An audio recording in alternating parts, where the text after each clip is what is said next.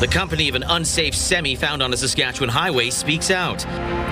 How can Saskatchewan lower its incarceration rate for Indigenous people? And changes are coming to the provincial SED program.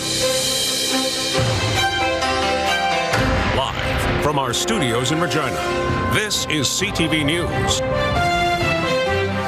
Good evening. No longer employed. That is the response from a Calgary trucking company regarding one of their drivers that was seen behind the wheel of an unsafe semi on a Saskatchewan highway this past weekend.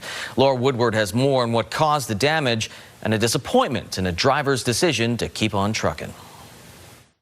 This video posted to social media shows the moments before a semi-truck was taken off the highway. That is what the driver was looking through. Both side windows of the cab smashed out and covered with duct tape, and the windshield severely damaged. That's their mirror that they have attempted to red-green together with duct tape. How a professional driver could get behind the wheel of that vehicle, deem it safe for operation after a pre-trip inspection and take it on the road is something that is just beyond comprehension. Calgary-based company Southwest Bulk says the driver is no longer employed and says the damage happened from another vehicle. Quote, "Our driver was parked at a customer's site when another vehicle backed into his truck, resulting in damage to the mirror and windshield." The company says a tow truck was dispatched, but the driver chose to keep on driving. Corman Park police say the semi had been on the road for at least 6 hours. Your line of sight is obstructed by duct tape. Your mirrors are covered by duct tape.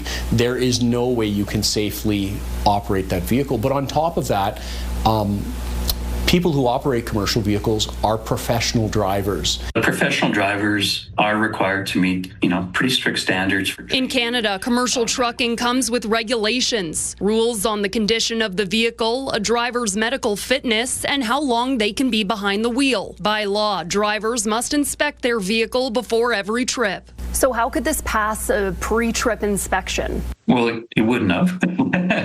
So it wouldn't have passed a pre-trip inspection by any means, or any type of inspection. So it should never have even gone out on the road. Corman Park police are thanking the off-duty RCMP officer that reported the semi. The truck was immediately towed and the driver has been ticketed under the Traffic Safety Act. Laura Woodward, CTV News, Saskatoon. Numbers from Statistics Canada show Indigenous adults continue to be overrepresented when it comes to being incarcerated. For some Indigenous leaders, working on ways to prevent people from being repeat offenders would help stop that cycle. Jacob Carr has more. Indigenous adults in Saskatchewan are incarcerated at the highest rate in the country compared to non-Indigenous people in the province, according to the latest numbers from Statistics Canada. FSIN Vice Chief Craig McCallum says it all starts with the systems in place for Indigenous youth in the province. There's around 950 youth that are out on community sentences or bail right now in Saskatchewan. And I think about those youth and what sort of rehabilitation are they getting right now? He says Indigenous youth in the justice system need access to therapy, counseling, addiction treatment, and cultural programming. And the Saskatchewan stats among Indigenous adults in jail back up his thoughts. In the province, Indigenous adults are incarcerated at a rate 19.4 times higher than non-Indigenous adults. The next highest province out of the 6 that provided data is Alberta at 10.2 times higher. The bad news is that these stats are real and they're getting worse.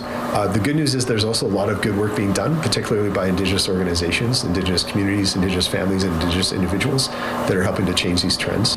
Those organizations, according to McCallum, include the FSIN. He harkens back to the correlation between Indigenous youth offenders leading to a higher rate of Indigenous adults being incarcerated. We're trying to come up with a better strategy, a better way of helping these young people heal. It's going to come down to, again, the will. Do people actually want to change these systems? Are they serious about it? McCallum says progress has been slow, but he is hopeful for the future as the FSIN sits down and has conversations with the provincial government and other Indigenous organizations. Jacob Carr, CTV News, Regina. A planned wind farm for southern Saskatchewan is facing delays as it continues to await RM approvals. The Seventh Stars Energy Project was first announced in the summer of 2024 for the Weyburn area by Enbridge in collaboration with Six Nations Energy Developments. It also has the backing of up to $100 million in loan guarantees from the province. The development has received the green light from the RM of Weyburn, but according to an update from the RM of Griffin, that council has determined the application is incomplete. Now, in a statement to CTV News, Griffin RM administration says the application does not currently include the required environmental documentation, and council is not in a position to approve the application or proceed with further review at this time. In response, Enbridge says it expects to file an environmental impact study in early 2026, and it includes a robust strategy to avoid, mitigate, or minimize potential environmental impacts. Enbridge hopes to begin construction this fall. The provincial government is making changes to benefits under its SED disability program. Recipients will now be paid a set rate for some niche benefits instead of the actual cost. The government says it will simplify the process, but the NDP opposition calls it a cut. Wayne Mantika has more. The provincial government is combining 30 niche benefits under the SED program into 5 broad categories. Recipients will now receive a flat rate benefit rather than reimbursement for some actual costs. We've been hearing from not only the recipients of SED, but community-based organizations that help with applications, and even some in the ministry saying, you know, it's pretty cumbersome. There's a lot of categories. It's a little on the confusing side. It includes items like incontinence supplies, maternity clothing, and the cost of care for service animals. With the addition of flat rate benefits in some cases, individuals don't necessarily have to provide receipts every month. So it actually gets their payments out quicker. The processing time is faster. The NDP opposition says it amounts to a cut in benefits. When times get tough, this is not who we are in Saskatchewan. We don't punch down on the most vulnerable people. Advocacy groups like the Regina Anti-Poverty Ministry have concerns. No, I mean, if the said basic rates were sufficient to kind of meet actual basic needs, it would be one thing. But when they don't, and when they fall thousands of dollars a year below doing that, you really need to have significant special needs provisions. The government believes that the changes will ensure that said recipients receive all the benefits that they are entitled to in the simplest and quickest way possible. Some critics argue that said benefits are insufficient to begin with. Wayne Mantika, CTV News, Regina. The province has announced a one-year extension of the secondary suite incentive. The program was initially introduced in 2023 and is intended to increase the availability of secondary suite rental units by paying up to $35,000 in construction costs to create a second unit at a homeowner's primary residence. Saskatchewan Party MLA Ken Cheveldayoff feels this is a better route than rent control. We all know rent controls don't work. They limit supply, and those that are advocating for that just have not thought that through. The way to make sure that rental rates are affordable in our city and our province is to make sure we have more supply, and that's why we're so pleased that this program is working so well. According to the province, the SSI has assisted in the creation of nearly 1,000 new units since its inception. Well, some residents in the town of White City are livid after council passed a couple of bylaws that opens the door for a townhouse development, a change from the current neighborhood structure, which detached single-family homes is mostly all over the place. Mick Fable was there for the vote and has more. White City Town Council have passed 2 bylaws which would allow the construction of a major townhouse rental development, a decision which did not go well with some citizens in attendance. Excuse me. Council voted 3-2 on passing the bylaws, which would now change the official community plan and zoning bylaws to accommodate the residential development. When the votes were counted, there were some outbursts from the members of the gallery and the public gallery that were totally inappropriate, uncalled for. On the other hand, the sentiment in the community has built up to this. When built, it will feature row and stacked units, duplexes, and 4-story apartments. It is a completely new addition to White City, which right now is largely made up of single-family detached homes. John Panter has been attending council meetings for many years and says plans and ideas come and go, but this development has garnered a lot of attention. I've never seen an issue like this one that has generated this much public opposition to it. This one was absolutely huge in terms of signatures on a petition asking for a referendum, people turning out in massive numbers. Last month, a public hearing was held which included 30 residents rejecting the project. Over 100 signatures have been gathered pushing the stop of the development, but the project will now be able to go ahead. I want to thank Council for their approval of the Council decision item. I would also like to thank the administration for their professionalism and guidance during this process. The developers promise to keep the community up to date with its progress. CTV News has reached out to White City Town Council but did not hear back before deadline. Mick Favel, CTV News, White City.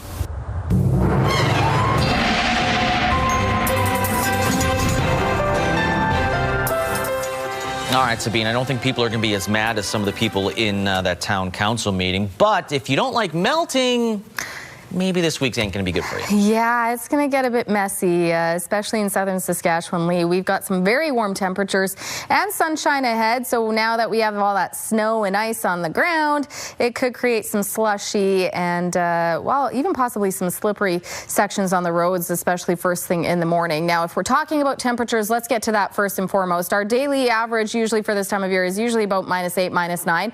We warmed up to -2, may not have felt like it because we still had a wind chill of about -9. So still felt within the seasonal range. But as we head into tomorrow, we will start to see above seasonal temperatures. And just a note, our record is back in 1991 of about +6, +7.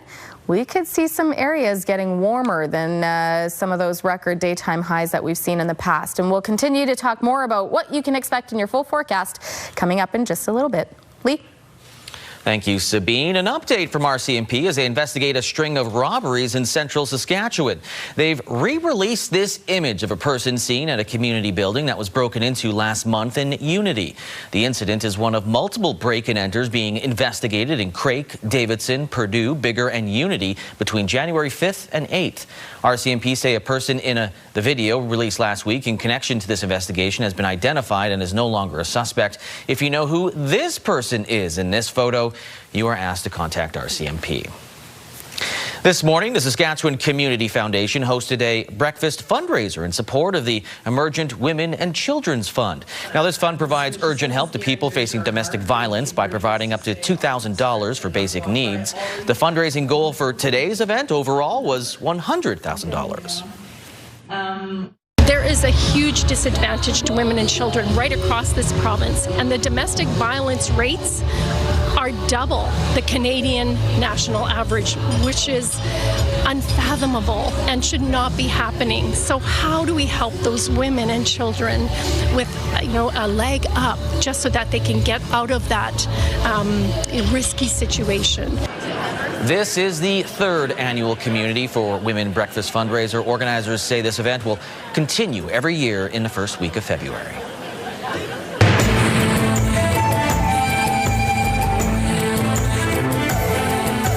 Greetings, everyone.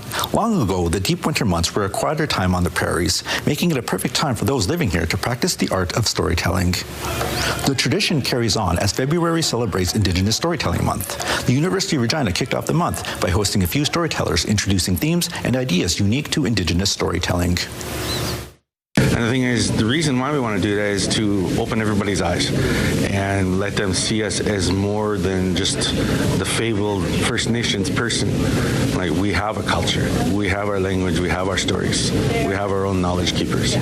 And our culture is not dying, it's still alive and well, and we're proving it. There are storytelling events planned throughout February across Saskatchewan. We now take you to Edmonton, where a new mode of transportation is starting up. An Indigenous woman originally from Beatrice and Alcomas's Cree Nation is offering an alternative driving service to those looking to feel safe and comfortable. CTV's Miriam Valdez-Carletti has more. Hi, it's Regan with She Drives. Regan Gamble is helping Indigenous women get to their destinations safely, one call at a time with She Drives. When I pull up somewhere and they have the smile and, you know, they get into the back seat and it's instant. It's like this instant bond. Gamble is a residential school survivor. She says her past helped inspire her to create She Drives. I feel all of the pain and everything inside that I had to endure and just want to turn it into purpose. According to the Assembly of First Nations, Indigenous women make up 16% of female homicide victims. Gamble says Indigenous people often face discrimination and can feel uneasy driving with strangers. I think it means a lot for Indigenous women because a lot of times we don't feel safe riding. Nadine Cutarm has used She Drives twice. She's had bad experiences with Ubers and taxis and wanted an alternative option. It just felt like I knew her. She made me feel really comfortable, and it was a really good ride. Gamble says there's no limits of where she'll go to take people from point A to point B. She wants She Drives to be more than just a ride, but also a business you can trust when you're in trouble. There have already been a couple of instances where a mother called and she was so distraught and her daughter was in a domestic with her boyfriend. While some people might not want to talk during a taxi ride, Gamble wants to be an emotional support. Every day it's such a gift, every ride, because there's something that I take from it, and there most definitely is something that they take as well. Because sometimes the journey is just as important as the destination. Miriam Valdez-Carletti, CTV News, Edmonton. If you have a story you would like to see in this segment, here's how to reach us. You can contact me by email, and you can also watch past episodes and segments of Indigenous Circle on our CTV Regina and CTV Saskatoon websites. Indigenous Circle, brought to you in part by Saskatchewan Indigenous Enterprise Foundation, growing the First Nation entrepreneurial spirit. Still ahead, sorrow in southern Alberta after 3 junior hockey players are killed in a car crash. And what do residents of Churchill, Manitoba think of making their port a year-round hub? A small community in Alberta is hurting after the tragic deaths of 3 junior hockey players. The teens were on their way to practice with the Mustangs when a small passenger car collided with a gravel truck. CTV's Kathy Lee is in Stavely, Alberta with the investigation into the crash and how people are coping. The population of Stavely is just over 500 people. It's one of those small southern Alberta towns where everybody knows everybody, and the deaths of these 3 young players has really hit this community hard. This is a memorial outside the Stavely Agricultural Society, the arena where the Southern Alberta Mustangs played. The jerseys of 17-year-old Caden Fine, who is from Birmingham, Alabama, and 18-year-old JJ Wright and Cameron Casorso, both from Kamloops, BC, have been laid out. Community members have been dropping by, lighting candles, dropping off flowers, and paying tribute to the 3 players. It broke my heart to find out that these hockey players, so young, with bright futures, lost their lives so young. These kids become part of our family. They're just, yes, they're part of the community, but they're also part of our families too. The crash happened yesterday morning as the players were on their way to practice when they collided with a semi-truck pulling gravel. This was just outside of the town on a major highway in southern Alberta. RCMP said this morning the investigation is still ongoing, but do not believe this is criminal in nature. That passenger vehicle would have had to come across 2 lanes of Highway 2 to get into the median, and then proceed across the other 2 lanes to get into that entrance to Stavely. RCMP say the driver of the semi is okay. Some community members have complained about the dangers of the intersection in the past. The team did release a statement saying they are family, and right now their family is hurting. Kathy Lee, CTV News, Stavely, Alberta. And the SJHL's Humboldt Broncos organization passing along their thoughts to the community on social media, saying there are no words, only heavy hearts. Of course, the team knows all too well the pain of a tragedy like this, as it is closing in on 8 years since that bus crash that killed 16 people on board, and the pain still evident. Manitoba's premier is in the town of Churchill, hearing from locals on how an expansion to the ports would impact the community. Ottawa is considering making it a year-round hub connecting Saskatchewan and Western Canada to the north and Atlantic through Hudson Bay. Alison Bamford has more from Churchill. The Premier's trip really focused on three things: tourism, marine conservation, and local perspective, and how they all fit within the Port of Churchill Plus project. The project that's under consideration would connect Western Canadian goods to the north and other global markets through Hudson Bay, while bringing jobs back into the remote community. It's an exciting opportunity for residents we've talked to, but they're also concerned with protecting the tourism industry and the environment. Premier Wab Kinew believes a balance can be struck, today announcing funding to explore the possibility of a national marine conservation area within the western part of Hudson Bay. The province investing $250,000 alongside environmental group Oceans North, who is committing $1 million.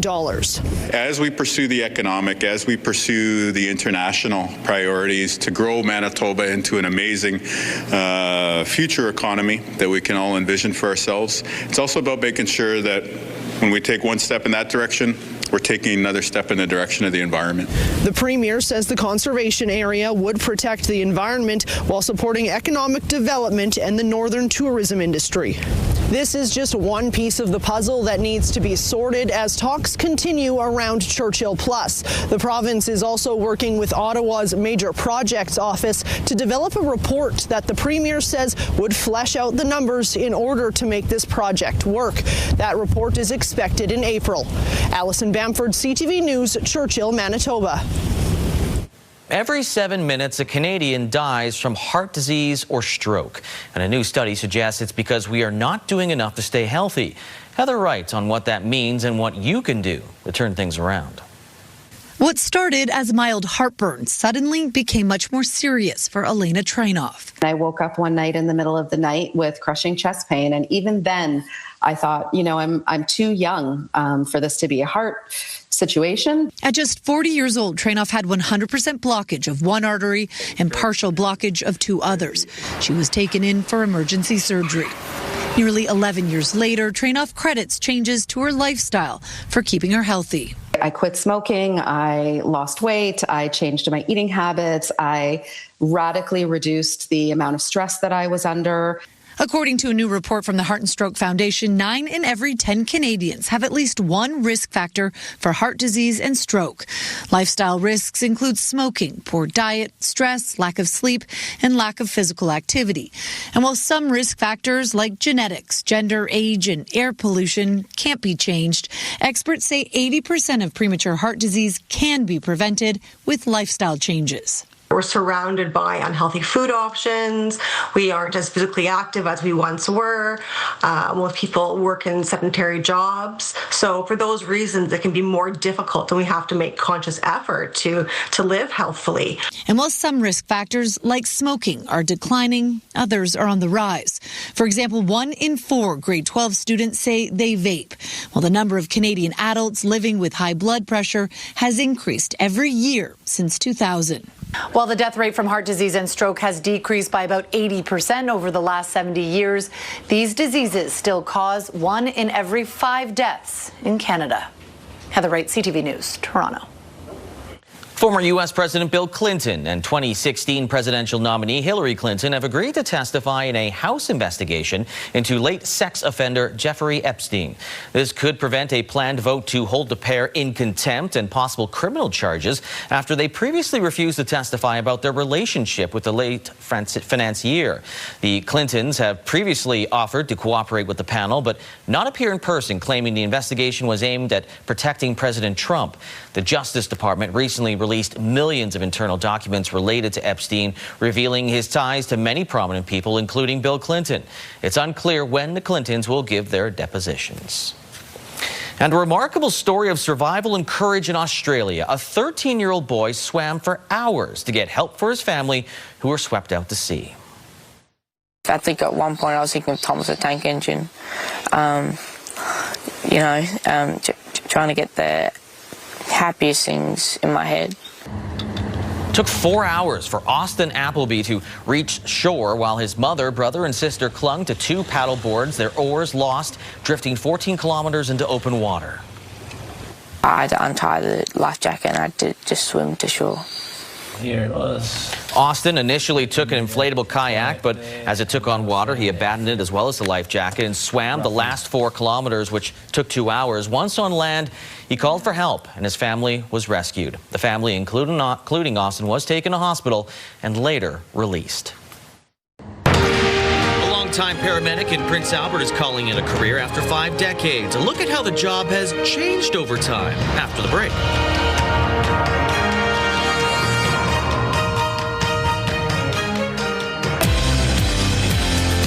The biggest high school basketball tournaments in the province is back. Wednesday on Your Morning, we're sending our hoop star Janelle Lippi out to tee up the Luther Invitational.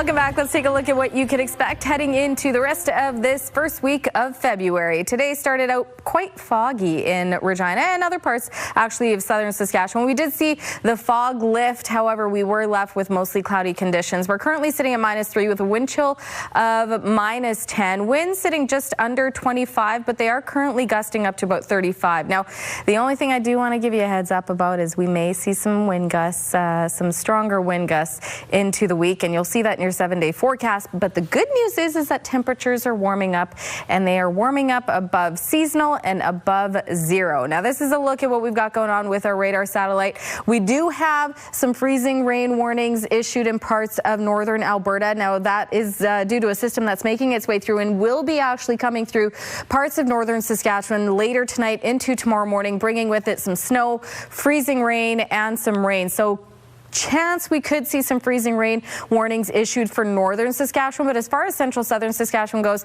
it's primarily just cloud cover we're dealing with and a little bit of some stronger wind gusts throughout the week. But again, the temperatures are the story for the week, and I'll show you that in just a second. But here's a quick look at what we can expect. So there's that system that's going to come through parts of northern Saskatchewan, bringing with it mostly snow, and then of course we do have some of that freezing rain and a little bit of rain mixed in there, but that's expected to clear out by Wednesday morning. Slight chance we could see some scattered flurries in parts of the parkland, but not a whole lot that's going to leave much in terms of accumulation or large amounts of snowfall totals coming through. By Thursday morning, again, a little pocket of precipitation coming through just east of Prince Albert and just north of around the Hudson Bay area. So again, slight chance the Hudson Bay area could see some precipitation, but you can see by Thursday morning, most of southern Saskatchewan looking at clear conditions. We will see more sunshine starting tomorrow, and then into Thursday expecting a lot more sunshine before we see the clouds return heading into Friday morning. So cloudier conditions expected on Friday,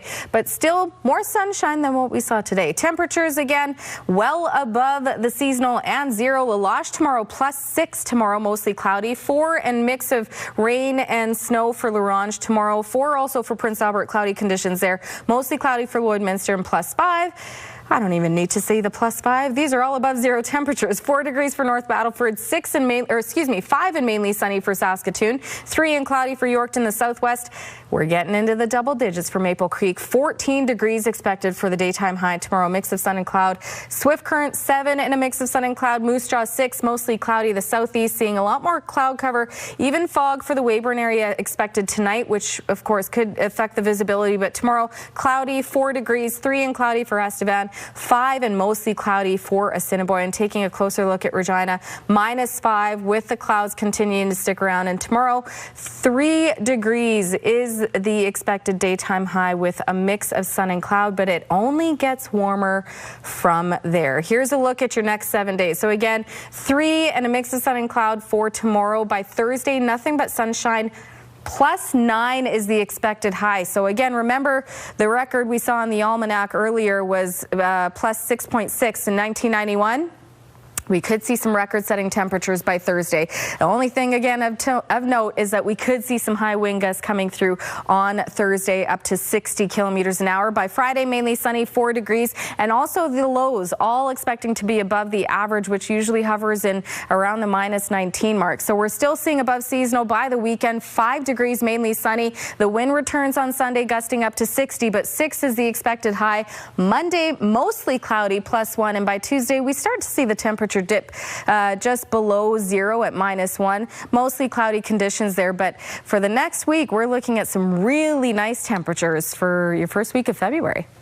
Clear those drains on your street. Yes. That is an automatic that you're going to have to do for the next 3 days to get that water out. Yeah, especially Thursday. It could get real messy out there. Guess I'm doing that tomorrow. Thanks, me. Well, it's a quote from Mark Twain. Find a job you enjoy doing and you'll never have to work a day in your life. Just ask Pat Belisle. For 5 decades, he has worked as a paramedic, which we all know is a stressful job at times. Jasmine Pelche has more on the changes that he has seen as he heads into retirement. Pat Belisle is hanging up his uniform at the end of March. I started off with a 1961 GMC panel truck with 2 oxygen small tanks inside it, a stretcher, and that was about it. After 50 years as a paramedic, the last 38 spent in Prince Albert, Belisle was around to see the field become what it is today. When I first came here, there was 8 full-time, and I think it was 14 casual. Now we're pushing the 100 mark, plus we have dispatch as well. Belisle spent the beginning of his career in Alberta, where he eventually became assistant director of the Medicine Hat Ambulance Service. We did do a train wreck in Medicine Hat, so there was the evacuation of all of Riverside area. Turned out me and my partner were the only one that transported an actual patient out of the train wreck there, but that was written up in Carleton University at that time. He became an advanced care paramedic shortly after the job was created in the 1970s and was in his college's second ever graduating class.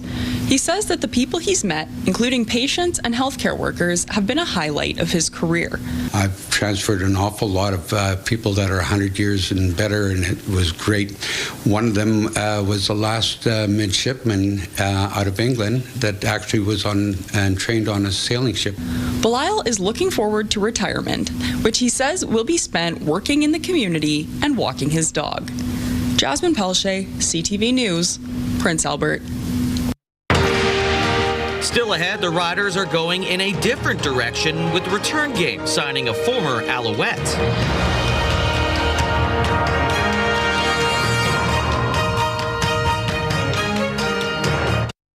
It looks like the Saskatchewan Roughriders are ready to move on without returner Mario Alford. Today, the team announced they've signed former Alouette James Letcher Jr. Net bunting average. James Letcher. Oh, he manages to find some room down the sideline. Letcher's still going. Picks up a block. He is gone. 3 seasons with Montreal, Letcher Jr. had 2 punt return touchdowns and a touchdown catch. In 2024, he was second in the league for punt return yards with 924. He did not play in last year's Grey Cup, listed as a healthy scratch.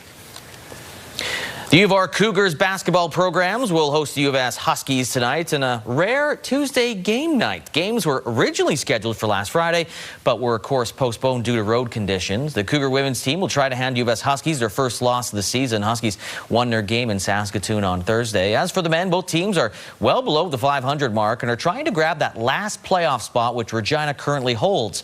The women's game started at 6 o'clock. The men's game will start at 8. Well, a special Black History Month celebration in Halifax. Former CFL running back and member of the Argos brass, Michael Pinball Clements, flew east with a group of friends to honor the legacy of one of the earliest black settlements in Canada. CTV's Paul Hollingsworth on the Hall of Famer and his mission to follow the footsteps of Black Canadian history. Mike Pinball Clements, along with roughly 150 friends and family, touched down in Halifax to celebrate Black History Month. Black history reminds me that I am standing on the shoulders of all of those before me. This was also an opportunity for the Pinball Foundation to make its mark in Nova Scotia. The foundation provides financial assistance for young people in need. We actually scholarship 100 young people a year, pay for books and tuition. We mentor them along the way, and then we get them a job within 45 days of graduation. Clemens says this trip is a journey, a meaningful connection to Black history in Nova Scotia. The Pinball Foundation announced a $250,000 donation to support the Africville Museum, located on the site of the historic Black community that existed in Halifax from the early 1800s until the 1960s. Every little bit of financial support to the Africville Museum is significant. You know, with our scholarship program, with our new marine sailing program for African, Nova Scotian, and Indigenous youth and people who are disabled, we're just so thrilled, you know, to be able to continue those programs and make Africville really reach its potential. For every young person that you see that has success. So we want to celebrate each one of them and at the same time celebrate a whole community. Clemens and his foundation hope this is the start of a new tradition. He'd like to come back again, perhaps once a year, and offer support for more programs closely connected to African Nova Scotia heritage. Paul Hollingsworth, CTV News, Halifax. Still ahead, how a nurse and a few Saskatoon dance classes are looking to help children in Ukraine.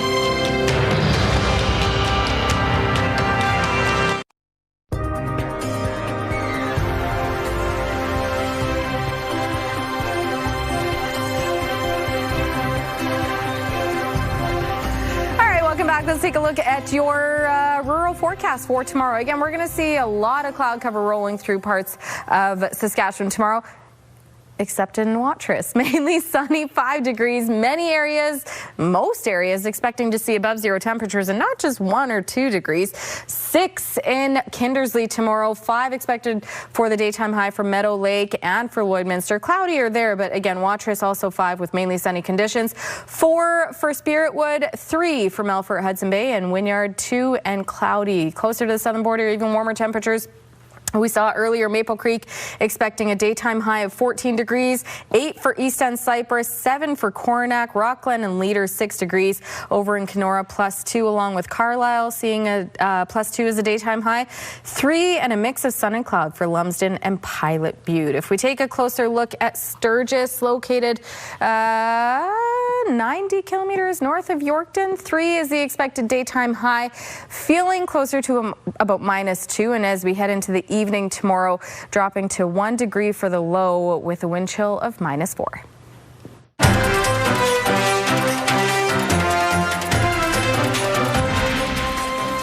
A nurse from Saskatoon who traveled to Ukraine to help during the war is back home launching a new project with local dance groups. As Carla Shinkaruk tells us, the goal is to support children in Ukraine who are unable to attend school.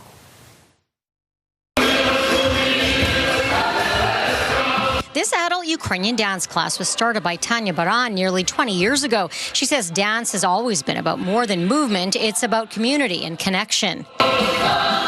She's a registered nurse in Saskatoon and has traveled to Ukraine 7 times since the war began in 2022. She serves as a medical lead for Ukrainian Patriot, providing care and coordinating aid.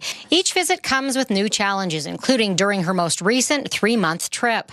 This time around, it was definitely much more difficult with Russia hitting our infrastructure. We were limited to power and heat and water. Baran says even though the war is no longer making headlines every day, the need on the ground remains urgent.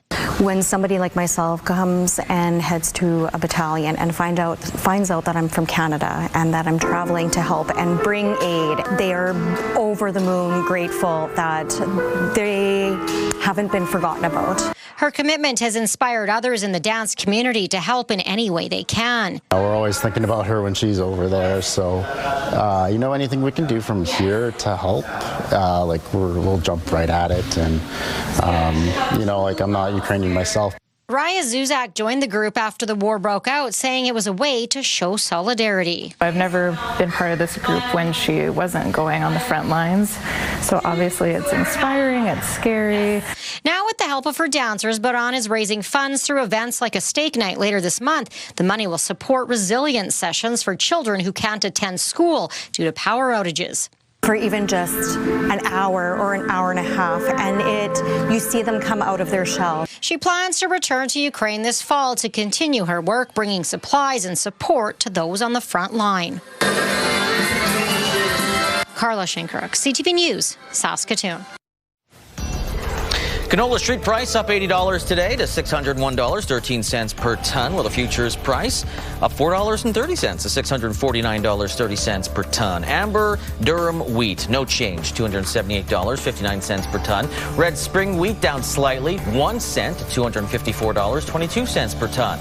Feed barley stays the same, $232, 1 cent per ton, while flax is $650.54 per ton. Those prices courtesy of Bunge. As for the markets, going in different directions, the TSX went up 204 points. The Dow Jones dropped by 166 points. Canadian dollar, it went up by a quarter of a cent to 73.34 cents U.S. Commodity front, gold up again by $285.39. I need to get me some gold. West Texas Intermediate crude's up $1.07. Western Canadian Select crude, though, dropped by $3.36. It's at $47 a barrel. Right now, no change, though, at gas. It is commonly found in Regina for $1.19.9 per liter.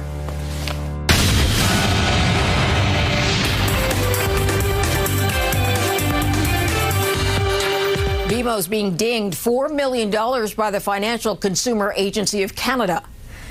The agency says the bank was charging clients monthly fees that should have been waived. Over 100,000 customers were affected between 2010 and 2024.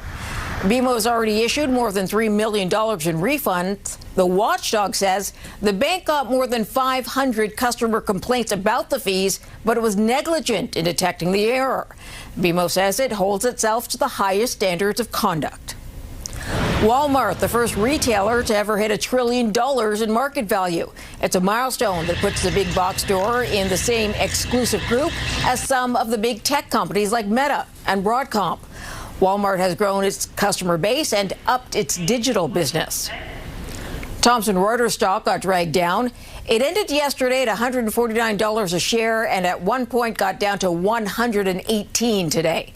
The Canadian company has software and other tools for legal, tax, and accounting businesses. Anthropic has just released a tool that automates some legal work. That is what sent Thomson Reuters shares down. Those are your business headlines. I'm Marilla Fernandez.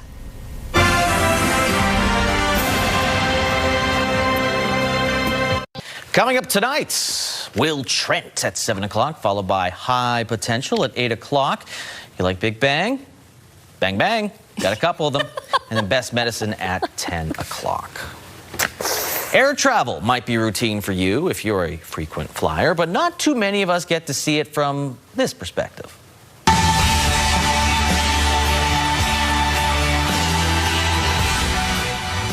Okay, that's cool. Pilot Mateus is showing us his POV from the cockpit, and it looks incredible. A smooth takeoff and an incredible perspective that very few of us actually get to see. That is actually really cool. The cloud shot is unique. I like that. He's just like, no big deal. This is just what I see every day. Just flying.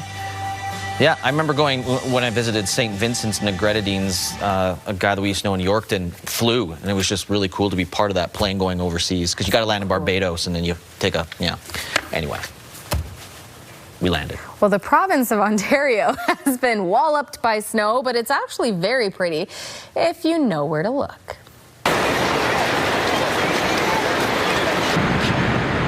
Yeah, tourists flocking to Niagara Falls to catch a glimpse of the frosty wonderland. There are stunning ice formations right now on the water, which is partially frozen over. Plus, the nearby trees and railings are covered in ice. And of course, there was a moment over the weekend that warmed everyone's hearts. And so unique. A proposal at Niagara Falls. Lee Jones.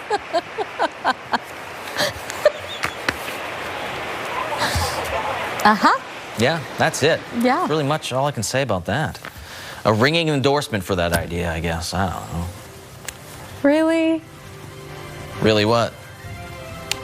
Don't forget. What? 2 big bangs coming up tonight. Sit on your couch, whether it's complete or not, watch the show.